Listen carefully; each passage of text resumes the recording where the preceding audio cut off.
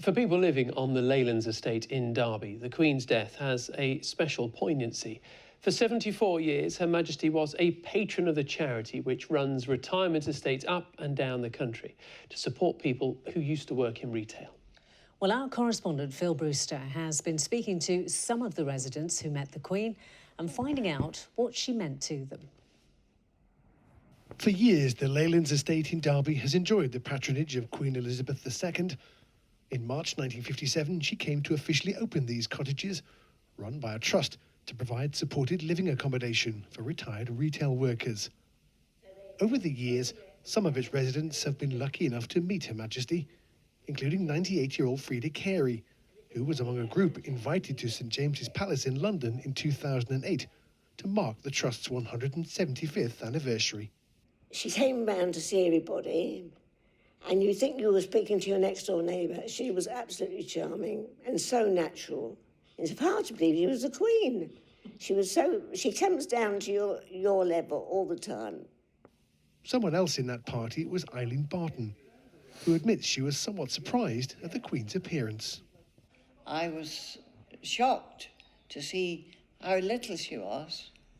I felt like saying, oh, you didn't have time to grow up. She was so very nice and made everybody feel it at home. I think she said words about the fact, I'm just an ordinary person.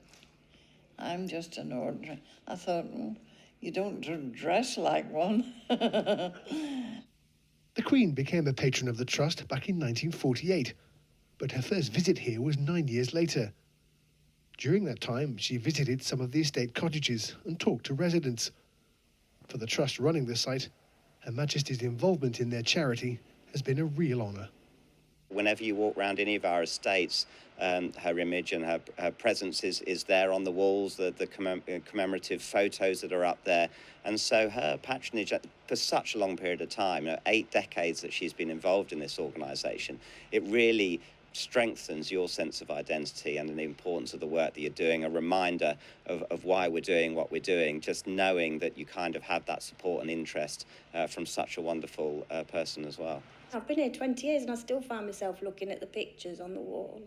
Yeah, and we've got in reception when she came and signed the book, when she opened the estate in 1957, there's a pair of gloves all sealed and a pen and the actual book she signed. So it's like, it's history, isn't it? For many of the residents here, the Queen's death has come as a huge shock. Coming from the same generation, her passing has somehow felt more personal. And on Monday, when the Queen is laid to rest, it really will feel like the end of an era.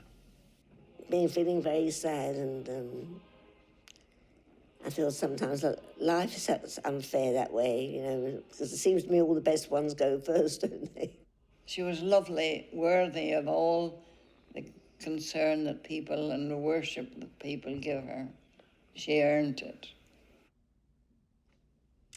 Eileen Barton ending that report from Phil Brewster. And we were both saying, weren't we, the adulation that everybody has for the Queen, the sheer love, the respect, the affection.